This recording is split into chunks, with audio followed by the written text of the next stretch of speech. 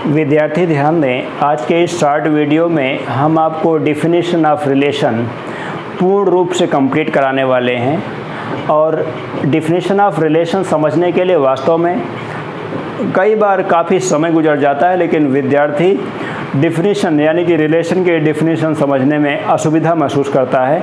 तो इस वजह से ये शॉर्ट वीडियो यहाँ पे जनरेट किया गया है। मैं बनाने जा रहा हूँ इस शॉर्ट वीडियो को इस समस्या को दूर करने के लिए कि विद्यार्थियों को, जो भी विद्यार्थी इंटरमीडिएट मैथमेटिक्स जुड़े हुए हैं या जो भी विद्यार्थी कॉम्पिटिटिव सेक्टर से जुड़े हुए हैं, जो भी इंटरमीडिएट बेसिस पे एग्ज़ाम्स होते हैं IIT JEE मेन से लेकर डिफेंस सेक्टर के एयरफोर्स नेवी NDA, उन सब के लिए ये टॉपिक बहुत यूज़फुल है। आप ध्यान दें, मैंने यहाँ तो लिख तो रखा है डेफिनेशन ऑफ रिलेशन, लेकिन वास्तव में रिलेशन की डेफिनेशन से पहले हमको 2 स्टेप की जानकारी अति आवश्यक रूप से होनी ही चाहिए। उनमें से पहला स्टेप है ऑर्डर्ड पेयर्स यानी कि क्रमित युग्म। मैं लिखता हूँ यहाँ पे पूर्ण रूप से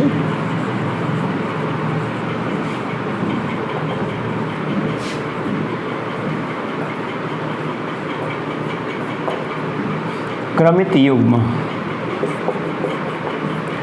क्रमित युग्म 2 अवयवों के ऐसे जोड़े को कहते हैं जिनका क्रम सदैव निश्चित होता है, अर्थात ये सदैव एक निश्चित नियमानुसार होते हैं। बिल्कुल एक लाइन की डेफिनेशन है, इसको आप याद रखेंगे हमेशा के लिए। क्रमित युग्म 2 अवयवों, अवयव का मतलब एलिमेंट्स क्या चीज़ है मैं आपको बताता हूँ, लेकिन पहले डेफिनेशन कंप्लीट करें आप। ये क्रमित युग्म 2 अवयवों का ऐसा जोड़ा होता है जिनका क्रम सदैव निश्चित होता है, अर्थात ये एक निश्चित नियमानुसार होते हैं। ज़रा समझने का प्रयास करें। जैसे अगर हम यहाँ पे लिखें 1 2 2 4 3 9, ये जितने भी ये सारे के सारे ऑर्डर्ड पेयर्स कहे जाएंगे, क्रमित युग्म कहे जाएंगे। इसका पहला, इस क्रमित युग्म का पहला एलिमेंट 1 है, इसका दूसरा एलिमेंट 2 है। इस ऑर्डर्ड पेयर के 2 एलिमेंट्स, ये पहला एलिमेंट कहा जाता है, ये दूसरा एलिमेंट कहा जाता है। इसका पहला एलिमेंट यानी कि अवयव 2 है और इसका दूसरा अवयव 4 है। इसका पहला अवयव 3 है और दूसरा अवयव 9 है। यहाँ पे आप देख रहे हैं कि 3 ऑर्डर्ड पेयर्स आपके सामने लिखे गए हैं और तीनों ऑर्डर्ड पेयर्स में एक विशेषता है। विशेषता ये है कि जो इसका पहला, जो ऑर्डर्ड पेयर का जो फर्स्ट एलिमेंट है वो हमेशा छोटा लिया गया है। देखिए जैसे 1 2 2 4 3 9 इस प्रकार से लिया गया है। अब यहाँ पे आप ध्यान दें कि यहाँ पे एक नियम का काम करेगा ये कि x less than y। x less than y का मतलब यहाँ पे पहले एलिमेंट को x से रिप्रेजेंट किया गया है और दूसरे एलिमेंट को y से रिप्रेजेंट किया गया है। या फिर मैं एक और एग्जाम्पल लेके आपको सिखाना चाहता हूँ कि ऑर्डर्ड पेयर्स के क्वेश्चंस किस प्रकार से आपके एग्जामिनेशन में पूछे जाते हैं और किस प्रकार से यूज हम लोग करते हैं ऑर्डर्ड पेयर्स का। जैसे मैं लिख देता हूँ 2, -y इक्वल्स टू, ये एक ऑर्डर्ड पेयर है, ये क्रमित युग्म है। इसका पहला एलिमेंट 2 है, दूसरा एलिमेंट यहाँ पे -y है। अगर मैं कह दूँ x + 2, y - 3, इस प्रकार से मैंने लिख लिया है। अब ये एलिमेंट ये ऑर्डर्ड पेयर इस ऑर्डर्ड पेयर के अगर बराबर है तो इसका मतलब ये होता है कि इन दोनों ऑर्डर्ड पेयर्स के करस्पॉन्डिंग एलिमेंट्स बराबर होने चाहिए। करस्पॉन्डिंग एलिमेंट्स का मतलब इसका फर्स्ट एलिमेंट इसके फर्स्ट एलिमेंट के बराबर होना चाहिए, इसका सेकेंड एलिमेंट इसके सेकेंड एलिमेंट के बराबर होना चाहिए। जरा समझने का प्रयास करें। implies that 2 = x + 2 and -y = y - 3, इस प्रकार से हो गया। implies that x = ये 0 हो जाएगा और यहाँ से आप देखें तो 2y = 3 हो रहा है, 2y = 3 हो रहा है। इसका मतलब y = 3/2 हो रहा है। आपने यहाँ पर 2 ऑर्डर्ड पेयर से रिलेटेड यानी कि इस ऑर्डर्ड पेयर्स पे आपने x और y की वैल्यू कैलकुलेट किया है। x की वैल्यू 0 और y की वैल्यू 3/2 आई है। और यहाँ पर ऑर्डर्ड पेयर के जो 3 ऑर्डर्ड पेयर्स आपको दिए गए हैं, इन ऑर्डर्ड पेयर्स की एक विशेष प्रॉपर्टी का अध्ययन आपने किया है। अब मैं आगे बढ़ता हूँ और बात करूँगा कार्टेशियन प्रोडक्ट ऑफ सेट्स की, यानी कि समुच्चयों के कार्तीय गुणन की बात करने वाला हूँ। आप समझने का प्रयास करें कार्टेशियन प्रोडक्ट ऑफ सेट्स कैसे हम लोग यहाँ पे डिफाइन करते हैं। मैं पूर्ण रूप से डिफिनेशन को लिखना चाहता हूँ। माना दो दिए गए समुच्चय का मतलब सेट्स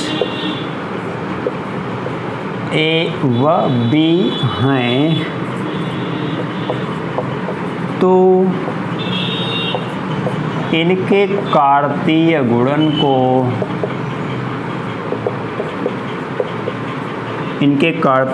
को A क्रॉस B से निरूपित करते हैं और A cross B equals to X Y, ये ऑर्डर पेयर्स के फॉर्म में आता है सच दैट, इस प्रकार से ऑर्डर पेयर्स के फॉर्म किस प्रकार से आता है, x belongs A and y belongs capital B, इस प्रकार से। अब एक एग्जाम्पल के जरिए बहुत अच्छी तरीके से आप समझ सकते हैं। लेट A इक्वल्स टू 1 2, ये एक सेट मैंने ले लिया है। सेट B यहाँ पे कंसीडर कर रहा हूँ A B C, या फिर 1 2 3 कैलकुलेट कर तो ज़्यादा बेहतर आपके समझ में आने वाला है, क्योंकि मैं इसी चीज़ से एक आगे की चीज़ और जोड़ना चाहता हूँ, कम से कम लिखना चाहता हूँ और ज़्यादा से ज़्यादा समझाना चाहता हूँ आपको। Implies that A cross B equals to, यहाँ पे क्या होने वाला है समझने का प्रयास करें। 1 1 1 2 1 3 2 1 2 2 और एक ऑर्डर्ड पेयर यहाँ पे 2 3 हो जाएगा। अब जरा आप समझने का प्रयास करें कि A क्रॉस B में कितने एलिमेंट्स हुए, 1 2 3 4 5 6।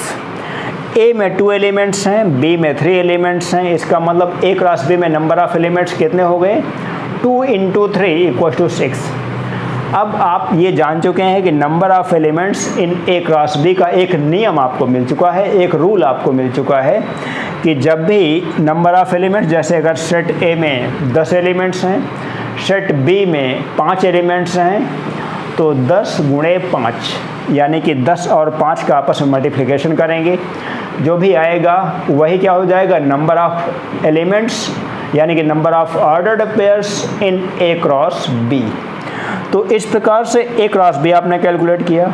अगर आपसे ये कहा जाए कि आप B क्रॉस A कैलकुलेट करके देखें, तो B क्रॉस A कैलकुलेट करने में आपके ऑर्डर्ड पेयर्स का क्रम, ऑर्डर्ड पेयर्स का ऑर्डर यहाँ पे बदल जाएगा। बदलने का मतलब जैसे 1 1 है तो 1 1 तो वही रहेगा, जैसे 1 2 है तो B क्रॉस A में 2, 1 हो जाएगा, B क्रॉस A में 3, 1 हो जाएगा, यहाँ पे 1, 2 हो जाएगा। 2 2 में तो कोई रिप्लेसमेंट नहीं होगा क्योंकि सेम एलिमेंट है। तो इस प्रकार से आपने कार्टेशियन प्रोडक्ट ऑफ सेट्स की पूरी जानकारी लगभग प्राप्त कर लिया है। कार्टेशियन प्रोडक्ट ऑफ सेट्स का जो ज्योमेट्रिकल रिप्रेजेंटेशन है उसके बारे में हम यहाँ पे विशेष चर्चा नहीं करने वाले हैं। हम यहाँ पे वेन डायग्रामेटिक रिप्रेजेंटेशन के बारे में चर्चा करने वाले हैं, क्योंकि ये वेन डायग्राम से जो हम लोग यहाँ पे वेन डायग्राम या फिर तीर आरेख, एरो डायग्राम भी इसे कहते हैं। एरो डायग्राम का हम इस वजह से डिस्कशन करने वाले हैं क्योंकि एरो डायग्राम का अभी हम यूज करने वाले हैं रिलेशन के डिफिनीशन दिखाने के लिए। तो पहले आप इसको समझने का प्रयास करें कि अगर इस A क्रॉस B को हमको एरो डायग्राम के अकॉर्डिंग दिखाना होगा तो हम कैसे दिखाते हैं, ज़रा देखें। तो इसको सेट A कैलकुलेट करें, आप कंसीडर करें, और इसको सेट B कंसीडर करें। सेट A और सेट B को किन्हीं भी दो अलग अलग आकृतियों यानी कि बंद आकृतियों के माध्यम से आप दिखा सकते हैं। सेट A के एलिमेंट्स आप देखें कि 1 2 है, सेट B का एलिमेंट यहाँ पे 1 2 3 है। अब आप समझें कि 1 1, ये 1 1 हो गया, ये फिर 1 2 हो गया और ये फिर 1 3 हो गया। इस प्रकार से अब फिर क्या होगा, हम यहाँ पे 2 लेते हैं यानी कि सेट A का दूसरा एलिमेंट, इससे भी सब पे एरो बनाते हैं 2 1 2 2 और फिर यहाँ से 2 3। तो ये क्या हो जाएगा, आप ध्यान दें, ये arrow diagram representation of arrow diagrammatic approach of Cartesian product of sets यानी कि समुच्चयों के कार्तीय गुणन का ये रेखीय रिप्रेजेंटेशन यानी कि प्रस्तुति हो जाएगी। तो इस प्रकार से विद्यार्थियों को यहाँ पे कार्टेशियन प्रोडक्ट ऑफ सेट्स और ऑर्डर्ड पेयर्स की पूरी जानकारी मिल चुकी है। अब मैं पहुँचूँगा डिफिनीशन ऑफ रिलेशन की ओर, और डेफिनेशन ऑफ रिलेशन कैसे शुरू करता हूँ, ज़रा समझने का प्रयास करें। ऑर्डर्ड पेयर्स और कार्टेशियन प्रोडक्ट ऑफ सेट्स की जानकारी के बाद आप डेफिनेशन ऑफ रिलेशन जानने के पात्र हो चुके हैं, यानी कि आप उसको अब जान सकते हैं। अब समझने की बात होगी यहाँ पे कि डेफिनेशन ऑफ रिलेशन यानी कि रिलेशन की शुरुआत कहाँ से होती है। तो इस बात का भी डिस्कशन करना आवश्यक है कि हम जाने अनजाने रिलेशन तो एक मैथमेटिक्स का टॉपिक हो गया, लेकिन इसके पहले समाज में ये अन्य किन रूपों से व्याप्त है, मौजूद है, इसका बेसिक कॉन्सेप्ट क्या है, मैं इसकी जानकारी यहाँ पे देना चाहता हूँ, आप समझने का प्रयास करें। तो सबसे पहले बेसिक कॉन्सेप्ट यहाँ पे लिखना आवश्यक है, यानी कि मूलभूत संकल्पना। तो मूलभूत संकल्पना को विद्यार्थियों को लिखना है अपनी कॉपी पे अच्छी तरीके से। मैं यहाँ पे बार बार आपको दोहरा के बता रहा हूँ और याद करवाना चाहता हूँ। संबंध किन्हीं दो व्यक्तियों या दो वस्तुओं या दो अवयवों के पारस्परिक जुड़ाव के एक नियम को कहते हैं। संबंध किन्हीं दो व्यक्तियों या दो अवयवों या दो अवयवों के पारस्परिक जुड़ाव के एक नियम को कहते हैं। अब जैसे मैं कह रहा हूँ कि मेरे और आपके बीच में, यानी कि आप स्टूडेंट्स हैं और मैं यहाँ पे टीचर हूँ, तो मेरे और आपके बीच में स्टूडेंट और टीचर का एक नियम है जिसे मैं और आप बंधे हुए हैं। इसी प्रकार से जब आप घर में बैठे हैं अपने माता पिता के साथ, आपका जो संबंध है वो माँ बेटे या माँ बेटी का संबंध, इसी प्रकार से पिता पुत्र या पिता पुत्री के नियमों से आप जुड़े हुए हैं। ये अलग अलग जो नियम है, इन नियमों को हम एक नाम क्या दे देते हैं कि ये संबंध हैं सब। अब इस संबंध को मैथमेटिक्स में हम लोग कैसे समझने का प्रयास करते हैं या समझने का प्रयास करें। अब यहाँ पे जब मैथमेटिक्स की बात आएगी तो हमेशा संबंध को जो डिफाइंड करेंगे हम लोग, डिफिनीशन हमारी सेट के अकॉर्डिंग दी जाएगी और सेट के अकॉर्डिंग डिफिनीशन देने के बाद संबंध को अनेक प्रकार की चीज़ों में भी हम लोग समझ सकते हैं। लेकिन पहले डिफिनीशन को समझने का प्रयास करें। विद्यार्थी अत्यधिक न सोचें यहाँ पे, अन्यथा फिर डिफिनीशन को समझने में आपसे समस्या हो सकती है। आप डिफिनीशन हो सकता है ना समझ पाएँ। अगर आप अनावश्यक चीज़ों को सोचेंगे तो फिर आप डिफिनीशन समझ नहीं पाएंगे। ये मेरी यहाँ पे अनुभव बता रहा हूँ आपको। जो मैं स्टेप बाय स्टेप समझाना चाहता हूँ केवल वही आप सोचने का प्रयास करें, केवल वही समझने का प्रयास करें। धीरे धीरे करके स्टेप बाय स्टेप आपको पूरा का पूरा रिलेशन बिल्कुल आसान समझ में आने लगेगा। आप आगे बढ़ने का प्रयास करते रहें, बस आप ध्यान दें। मैं यहाँ पे डिफिनीशन लिखना चाहता हूँ। डिफिनीशन 1 यहाँ पे पहले है।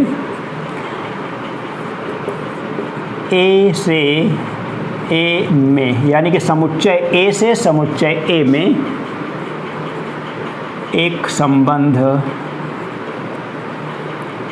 आर के बाद कामा करते हैं ऐसे, ए क्रॉस ए का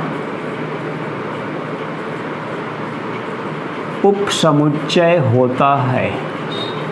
बस यही छोटी सी डिफिनीशन है। इंग्लिश में भी लिखना चाहता हूँ। Any relation R from set A to A is the subset of A cross A। इस प्रकार से ये हम लोग रिलेशन को डिफाइन करते हैं। Any relation R from set A to A is the subset of A cross A. इसको आप याद कर लें, ये पहला स्टेप है, समझ लीजिए आप रिलेशन को समझने का। अब मैं इसको एग्जाम्पल के जरिए दिखाता हूँ कि कैसे संबंध क्या होता है, एक क्रॉस एक का उपसमुच्चय कैसे हो सकता है, जरा समझने का प्रयास करें। मैं यहाँ पे एग्जाम्पल ले रहा हूँ, या फिर एक चीज़ और यहाँ पे लिखनी आवश्यक है, अर्थात, यानी कि हिंदी में लिखूँगा तो अर्थात R is subset of A cross A. ये इसका हिंदी वर्जन है, ये इसका इंग्लिश वर्जन है और ये इसका मैथमेटिकल वर्जन है। यानी कि मैथमेटिकल फॉर्म में हम लोग इस प्रकार से डिफाइन करते हैं। आर क्या है? ए क्रॉस ए के बीच का एक उप समुच्चय होता है। ज़रा देखें तो एग्जाम्पल कैसे लेते हैं हम लोग।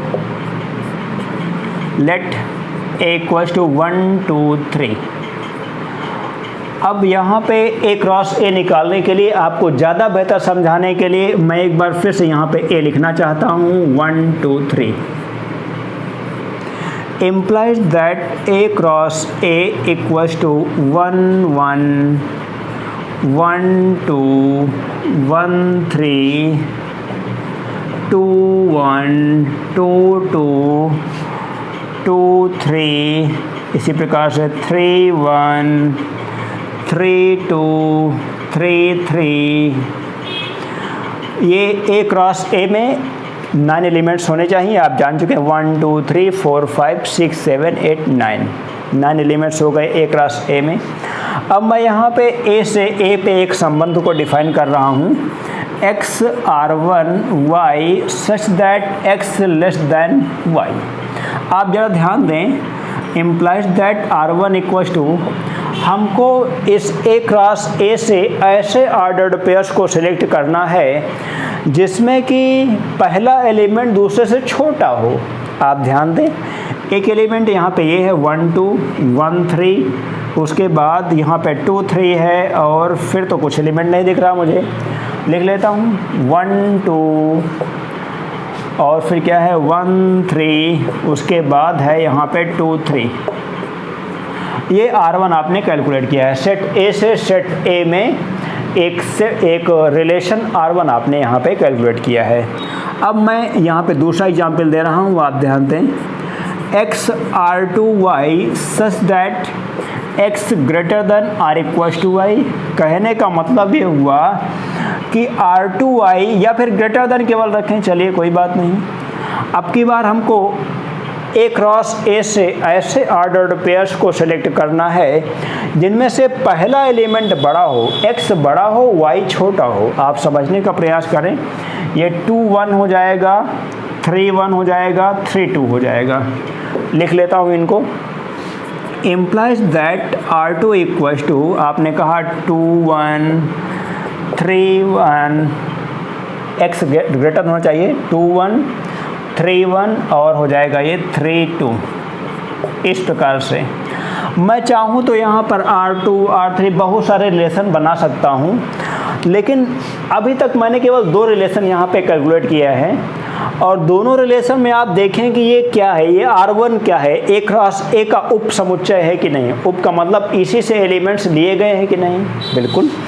ए क्रॉस ए के जो भी एलिमेंट्स हैं उन्हीं से R1 लिया गया है, उन्हीं से R2 लिया गया है। तो इसका मतलब जो मैंने डिफाइंड किया था R is subset of A cross ए, इसका मतलब ये डिफिनीशन बिल्कुल वेरीफाइड होती है, सत्यापित होती है, आप इसको समझ पा रहे हैं। इसी प्रकार से ये जो मैंने डिफिनीशन 1 करके लिखा है, अगर आप डिफिनीशन 2 लिखना चाहें तो ए से बी में संबंध, जैसे सेम सेट से सेम सेट पे हमने अभी तक आपको बताया है रिलेशन, आप चाहें तो किसी एक सेट से दूसरे सेट पे भी रिलेशन समझ सकते हैं, समझा सकते हैं, बता सकते हैं। ए से बी में संबंध आर ए क्रॉस बी का उपसमुच्चय होता है, यानी कि R is subset of A cross B वहाँ पे लिया जाएगा। तो इस प्रकार से ये रिलेशन की डिफिनीशन आपने कैलकुलेट कर लिया है, कंप्लीट कर लिया है। अब मैं यहाँ पे समझना चाहता हूँ, समझाना चाहता हूँ कि नंबर ऑफ रिलेशंस कितने होते हैं, जैसे ए से ए में कितने प्रकार के रिलेशन बनाए जा सकते हैं। तो समझने का प्रयास करें। यहाँ पे नोट पॉइंट लिखना चाहता हूँ, नोट 1, सबसे छोटा संबंध ए से ए में या ए से बी में रिक्त संबंध फाई होता है। विद्यार्थी इसको लिखेंगे यहाँ पे, ए से ए में, या फिर ऐसे लिख देंगे आप, ए से बी में भी नहीं लिखेंगे, ए से ए में भी नहीं लिखेंगे, ऐसे लिखेंगे एक समुच्चय से दूसरे समुच्चय में एक सबसे छोटा संबंध रिक्त संबंध के नाम से जाना जाता है, जिसे हम लोग फाई से निरूपित करते हैं। ये क्या होता है, फाई से निरूपित करते हैं। दूसरा नोट पॉइंट यहाँ पे आता है, ए क्रॉस ए अगर है तो ए क्रॉस ए स्वयं ए क्रॉस ए का उप समुच्चय होता है। आप क्लास 11th में इसे पढ़ चुके हैं। सेट के according A cross A is the subset of A cross ए। कोई भी समुच्चय स्वयं का उप समुच्चय अवश्य होता है। तो इसका मतलब यह हुआ कि ए क्रॉस ए स्वयं ए क्रॉस ए का एक उप समुच्चय होता है। इस वजह से ए से ए में सबसे बड़ा संबंध जो होता है उसे हम स्वयं ए क्रॉस ए कहेंगे, जिसे हम लोग यूनिवर्सल रिलेशन के नाम से जानते हैं। कौन सा रिलेशन होगा? यूनिवर्सल रिलेशन, यानी कि सार्वभौमिक संबंध। इसे हम लोग वसुधैव कुटुंबकम के नाम से भी जानते हैं। अगला एक रिलेशन आता है, अगला एक नोट पॉइंट आता है कि ए से बी में संबंधों की संख्या कितनी होती है। तो समझने का प्रयास करें। अगर n A equal to M है, यानी कि समुच्चय ए में नंबर ऑफ एलिमेंट्स m है, और N B equal to n है, यानी कि सेट B में number of elements small n है, तो A से B में जो संबंधों की संख्या होगी वो हो जाएगी 2 two power m into n। अब समझने का प्रयास करें। अगर जैसे यहाँ पे A में 3 एलिमेंट्स हैं, A में फिर से 3 एलिमेंट्स हैं, तो A से A में जो संबंधों की संख्या होगी वो 2 टू पावर 3 इंटू 3, यानी कि 2 टू पावर 9 रिलेशन यहाँ पे बनेंगे, जिनमें से 2 रिलेशन ऑलवेज फिक्स रहते हैं। एक होता है रिक्त संबंध, जिसे हम लोग नल रिलेशन या फिर वॉइड रिलेशन कह सकते हैं, इम्पटी रिलेशन कह सकते हैं, और दूसरा संबंध जो फिक्स होता है वो स्वयं ए क्रॉस ए होता है। इसके अलावा यहाँ पर कितने रिलेशन हो सकते हैं आप इनकी कल्पना कर सकते हैं। यहाँ पर दिखाना कठिन काम हो जाएगा, क्योंकि आपने देखा अभी हमने केवल 2 प्रकार के रिलेशन, 2 क्या है 4 प्रकार के रिलेशन एक प्रकार से मैं आपको दिखा चुका हूँ। तो इस प्रकार से विद्यार्थी अगर इस वीडियो को कंप्लीट रूप से सुनते हैं तो मैं जानता हूं कि आपको रिलेशन की डेफिनेशन को समझने में कोई असुविधा नहीं होगी। किसी भी इंटरव्यू में, किसी भी अध्यापक के सामने, प्रोफेसर के सामने, कहीं पे भी आप डेफिनेशन ऑफ रिलेशन, जो रिलेशन की पहली चीज़ है, उसको आप समझने में, समझाने में कभी भी असुविधा महसूस नहीं करेंगे। Thank you.